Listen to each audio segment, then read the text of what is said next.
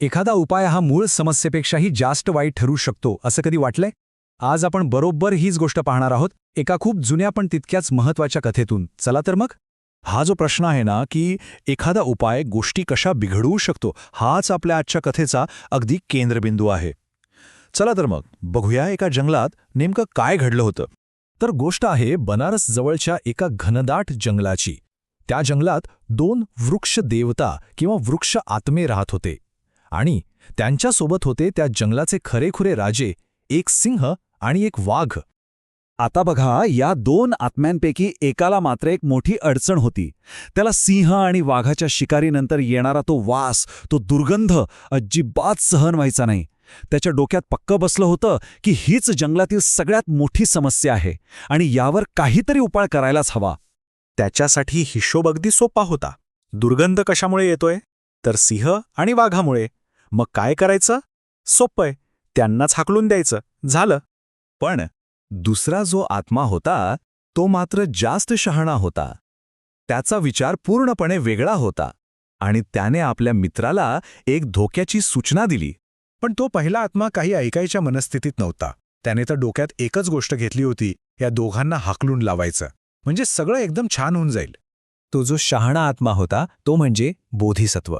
त्याला कळत होतं की हे प्राणी फक्त शिकारी नाहीत, तर त्यांचे एक वेगळंच खूप महत्वाचं काम आहे. त्याने आपल्या मित्राला खूप समजावलं, अरे असं करू नकोस, थांब. त्याचं म्हणणं असं होतं की अरे मित्रा, हे 2 प्राणीच आपल्या घराचं म्हणजे या झाडांचं रक्षण करतायत. त्यांना घालवलं ना की आपलं घरच उजाड होईल. म्हणजे बघा, हे प्राणी एक अशी सेवा देत होते जी दिसत नव्हती, पण ती खूप मोलाची होती.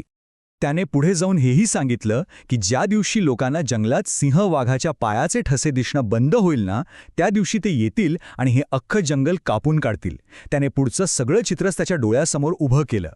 पण नाही, एवढं स्पष्टपणे समजावूनही त्या मूर्ख आत्म्यासाठी शहाणपणापेक्षा तो दुर्गंधच जास्त मोठा वाटला. त्याची तक्रारच मोठी ठरली. आणि मग व्हायचे तेच झालं. एका हट्टी निर्णयामुळे संपूर्ण जंगलाचा विनाश कसा ओढावला ते आता आपण पाहूया. त्या आत्म्याने एक भयंकर रूप घेतलं आणि सिंह आणि वाघाला जंगलातून हाकलून लावलं. झालं, योजनेप्रमाणे जंगलाचे संरक्षक निघून गेले. आणि मग काय झालं तेच ज्याची भीती होती.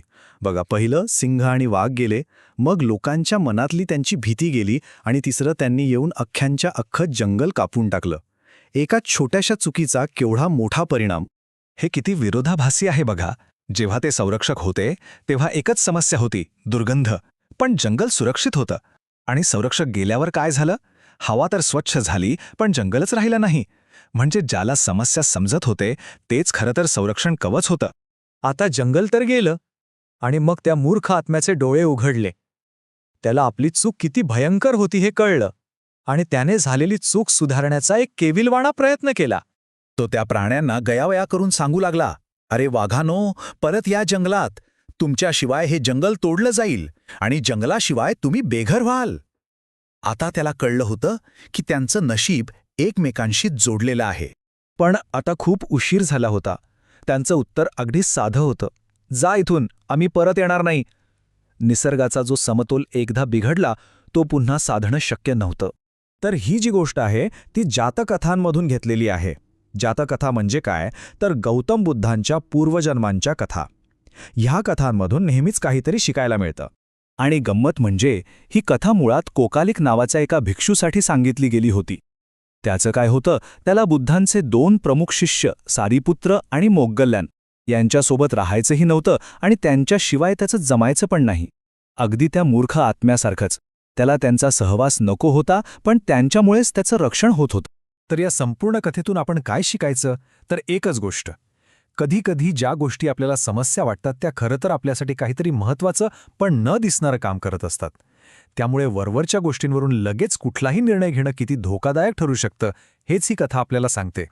आणि जाता जाता एक प्रश्न, आपल्या आयुष्यातही अशा काही गोष्टी किंवा माणसं असतील का जे आपले अदृश्य संरक्षक आहेत, ज्यांच्यामुळे आपली व्यवस्था टिकून आहे पण आपण त्यांनाच समस्या समजतोय? विचार करण्यासारखा प्रश्न आहे हा, नाही का?